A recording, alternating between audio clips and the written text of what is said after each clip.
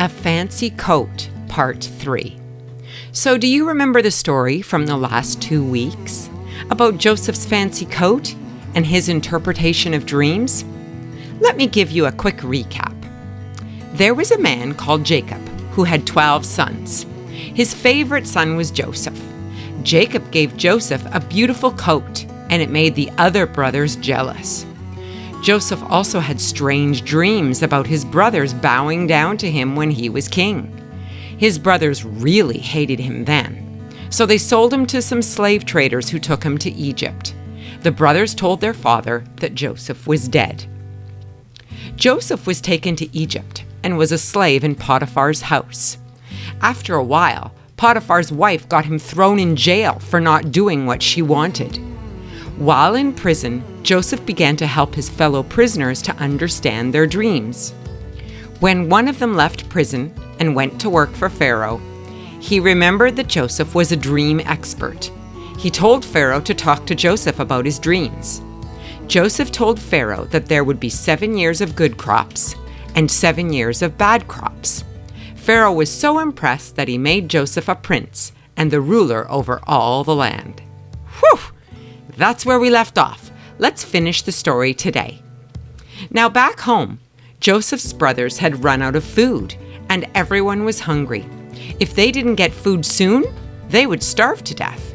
So Joseph's brothers traveled to Egypt to buy food. They came and knelt before the new prince. Joseph's brothers didn't know that the prince was Joseph, but Joseph knew who they were.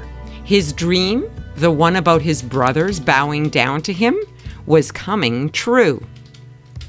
Joseph gave the brothers some food, but kept one of them in Egypt while the rest returned home. Joseph told them that they had to return and bring their youngest brother with them when they did. The brothers did this, and when they returned, Joseph held a feast for them. When they were on their way back to Canaan for a second time, Joseph called them back. "It's me," he cried. When they saw it was Joseph, his brothers were afraid. They had wronged Joseph. They had sinned, and they knew it. Now Joseph would certainly punish them. But Joseph looked at his brothers, and his eyes filled with tears. Even though his brothers had hurt him and hated him and wanted him dead, in spite of everything, he couldn't stop loving them. His heart, which they had broken, filled up with love, and Joseph forgave them. He threw his arms around them. "Don't be afraid," he said. "Behind what you were doing, underneath everything that was happening, God was doing something good. God was making everything right again." Joseph didn't punish them. He forgave them. He brought God's special family to live safely with him in Egypt. Wow! That brings us to the lessons of the story. Here we go. Number 1, yes, God has a plan for us. He had a plan for Joseph to save his family during the famine, and he has a plan for your life too. Don't ever forget that. Number 2, this is the big one.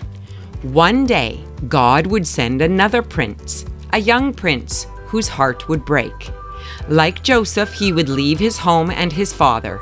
His brothers would hate him and want him dead. He would be sold for pieces of silver. He would be punished, even though he had done nothing wrong. But God would use everything that happened to this young prince, even the bad things, to do something good. Who was this prince? That's right, it's Jesus.